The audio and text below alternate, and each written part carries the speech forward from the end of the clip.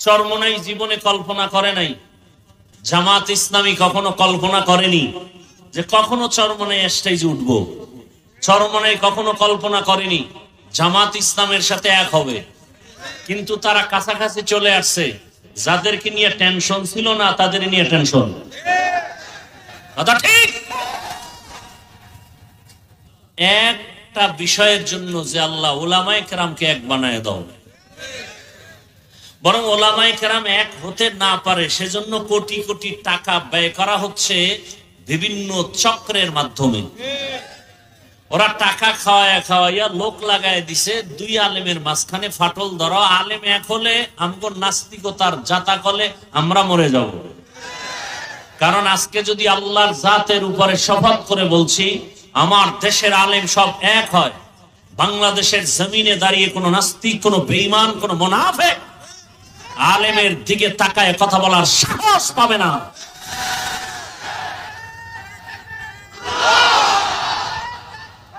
ভাইয়ের আমার, আগুন আর পানি এক হওয়ার কথা না, কথা। কিন্তু মানুষ জীবনে কল্পনা করেনি। আল্লাহ হেদায়েত দান করুন। আরো আস্তে করে বলেন, আল্লাহ হেদায়েত দান করুন।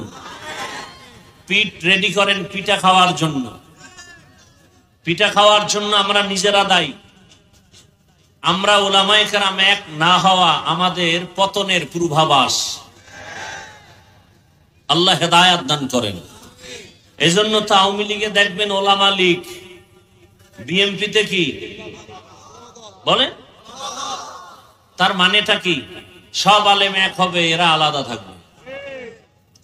কথা বুঝেন নাই? বড় কঠিন হালাত। এজন্য বেশি বেশি দোয়া করেন, আল্লাহ উলামায়ে কেরামদের এখন এক বানায় দেন। আর আপনাদের কিছু দোষ আছে, একেবারে কম না, অনেক বেশি। যারা ফেসবুকে আলেমের বিরুদ্ধে লেখালেখি করেন, আমার ভক্তরা আমাকে আরশে আজিম উঠায়, অন্যদের জাহান্নামের তলদেশে নিয়ে যায়। এই যে লেখালেখির মাধ্যমে আলেমদের মাঝখানে আপনারা বিভেদ সৃষ্টি করতেছেন, তিলকে তাল বানাইতেছেন। এক নাম্বার কথা হলো, আলেমের বিরুদ্ধে লেখার অধিকার আপনাকে কে দিয়েছে? এজন্য আমি সারা দেশে বলি, যারা আলেমের বিরুদ্ধে ফেসবুকে লেখে বলে এরা মা বাবার অভিশপ্ত সন্তান। মা বাবার সুসন্তান কখনো আলেমের বিরুদ্ধে কিছু লিখতে পারে না, বলতে পারে না। আলেমকে ইজ্জত নষ্ট করার জন্য, ছোট করার জন্য যারা মানুষের সামনে লেখালেখি করে, বলা বলি করে, এরা প্রত্যেকটা সন্তান পিতামাতার অভিশাপ পাওয়া সন্তান। এদের উপরে মা বাবার অভিশাপ। দোয়া করি আল্লাহ হেদায়েত দান করেন। আর আলেমের বিরোধিতা করা, আলেমকে ছোট করা, এটা ইন্টারন্যাশনাল এক ষড়যন্ত্র। কেন? কিয়ামত পর্যন্ত আর কোনোদিনে জমিনে রসুল এসে দাওয়াত দিবেন না। আপনাদের ধারণা কি রবিউল আউয়ালে রসুল আসবেন? কোন সাহাবায়ে কেরাম আসবেন? কোন আইম্মায়ে কেরাম আসবেন? ইমামে আজম আবু হানিফা, ইমাম বুখারী আসবেন? কিয়ামত পর্যন্ত এই জাতিকে শান্তির পথ, মুক্তির পথ, নাজাতের পথ দেখাবেন একমাত্র, শুধুমাত্র, কেবলমাত্র উলামায়ে কেরাম।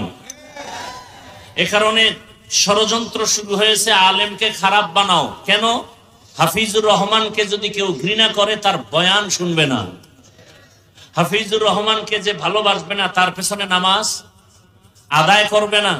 এজন্য আলেমদের বিরুদ্ধে তিল হলে তাল বানায়। আমরা বুঝি না। এ জমিনে আজও পর্যন্ত কেউ দাঁড়ায় বলে নাই যে ওয়াজ মাহফিলের ঘরে আগুন লাগাও, আলেমকে জবাই করো, মাদ্রাসায় তালা লাগাও। ডাইরেক্ট বলার সাহস পায়নি। এ জমিনে এখন মক্তব নাই বললে চলে, সকাল বেলার মক্তব। কোনদিন কোন ইহুদি বলে নাই মক্তব বন্ধ করো, খ্রিস্টান বলে নাই মক্তব বন্ধ করো। বরং এমন চক্রান্ত করেছে, অটোমেটিক মক্তব বন্ধ হয়ে গেছে। আসমানে তাকান কেন? বৃষ্টি।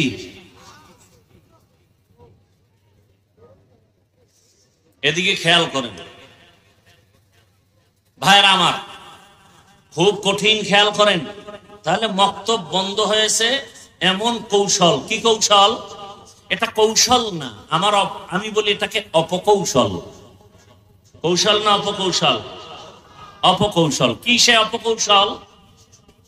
সকালবেলা বাচ্চারা মক্তবে যাবে, বহু চিন্তা ভাবনা করে সেই টাইমে স্কুলের টাইম দেওয়া হয়েছে। কি হলো ফলাফল? মুয়াজ্জিন সাহেব যখন আজান দিতে উঠবেন, আম্মাজান উঠবেন সন্তানকে কেজিতে পাঠাবার জন্য। সুবিধা কি? আসা যাওয়ার গাড়ি ফ্রি, বই ফ্রি, নাস্তা ফ্রি।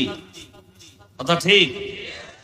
এখন সকালবেলা বাচ্চারা স্কুলে যায়, মক্তব নাই, বন্ধ করো বলা লাগেনি, অটোমেটিক মক্তব বন্ধ হয়ে আছে। আমরা অনেকে বুঝি না। আল্লাহ আমাদের সহি বুঝ দান করেন। ইনশাআল্লাহ তো বেশি বেশি কি পড়ব? দরুদ শরীফ কতবার প্রতিদিন? 300 বার।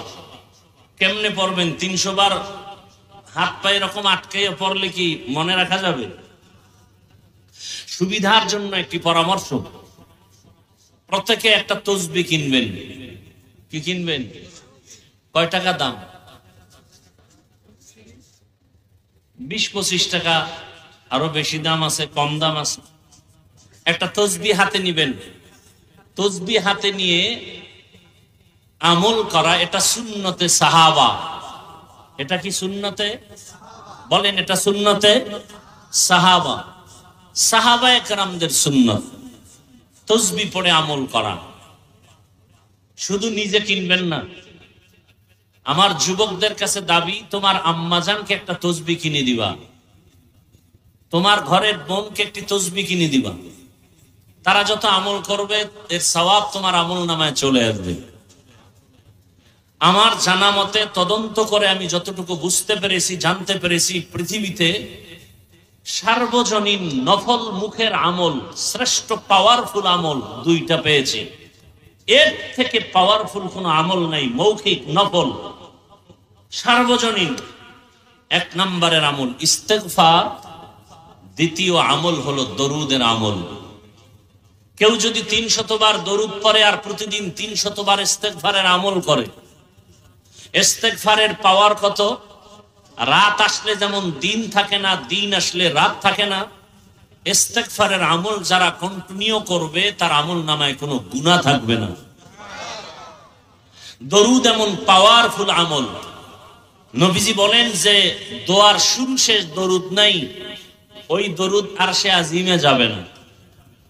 আমরা নিয়ত করি ইনশাআল্লাহ প্রতিদিন ইস্তেগফার 300 বার পড়ব এবং 300 বার দরুদের আমল করব। আল্লাহ আমাদের তৌফিক দান করেন। নিয়ত করছেন সবাই?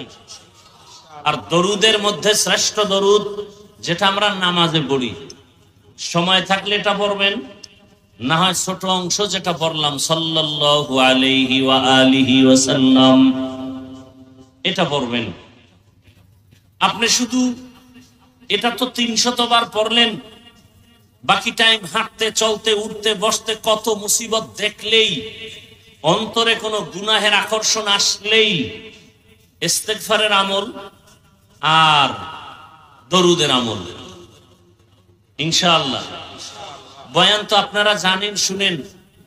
আজকে কিছু কথা বলি, খুব খেয়ালের সাথে শুনেন, নিজের পুঁজি হিসাবে গ্রহণ করার চেষ্টা করেন। আল্লাহ সবাইকে তৌফিক দান করেন। যাদের আয়োজনে আজকের এই সুন্দর প্রোগ্রাম, আল্লাহ তাদেরকে কবুল করেন। আল্লাহ মাহফিল হেদায়াতের ওসিলা বানায় দেন। মাহফিলের বরকতে পুরা এলাকায় শান্তি দান করেন। সারা দুনিয়াবাসীকে মাফ করে দেন। মুসলমানের ঈমান আমলে ইজ্জতের হেফাজত করেন। বাংলাদেশ শান্তির দেশ হিসাবে কবুল করেন। জালেমদের জুলুম থেকে দেশ ও জাতিকে হেফাজত করেন।